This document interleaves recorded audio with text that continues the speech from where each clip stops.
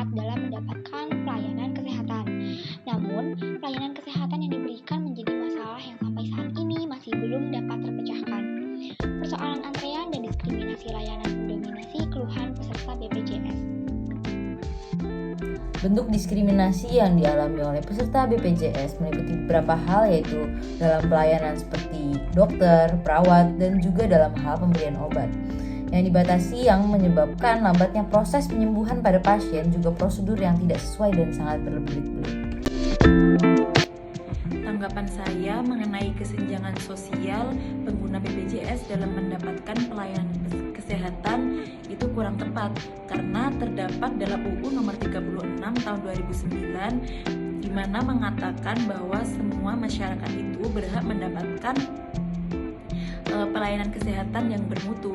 Tapi di era saat ini bahkan BPJS itu memberikan pelayanan kesehatan sesuai dengan kelas ekonomi mereka. Jadi ibaratnya dua orang memetik pohon mangga, yang satu menggunakan gala, yang satu tidak. Otomatis yang menggunakan gala dia akan mendapatkan buah mangga yang lebih banyak. Kesimpulannya, siapa yang dari masyarakat ekonomi kelas atas, dia akan mendapatkan pelayanan yang lebih baik dan bermutu. Hal itu akan membuat sulit bagi mereka dari masyarakat ekonomi kelas bawah. Jadi menurut saya BPJS harus memberikan pelayanan kesehatan yang setara, disesuaikan sesuai dengan kebutuhan mereka masing-masing. Saat ini banyak sekali pasien-pasien BPJS yang mengeluh tentang pelayanan kesehatan. Pasien tersebut mengeluh tentang adanya proses antrian yang panjang, penolakan pelayanan kesehatan, bahkan ada juga fasilitas kesehatan yang kurang memadai. Tindakan-tindakan tersebut yang kerap menjadi permasalahan dalam yang dialami oleh pasien BPJS.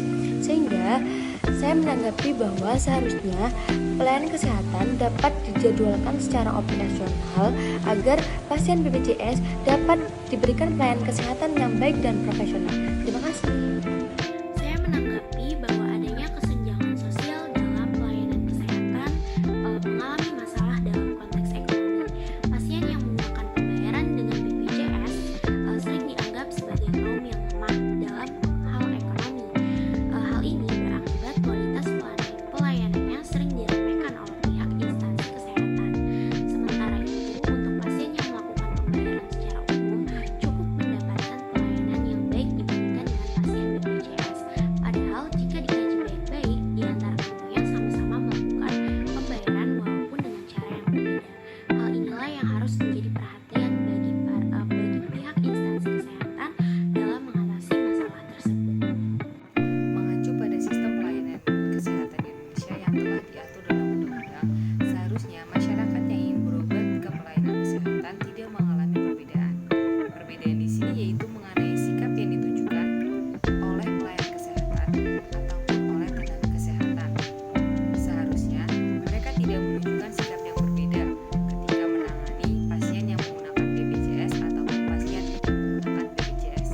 Jika ini terus terjadi, maka akan menimbulkan kesenjangan sosial antara satu pasien dengan pasien yang lainnya.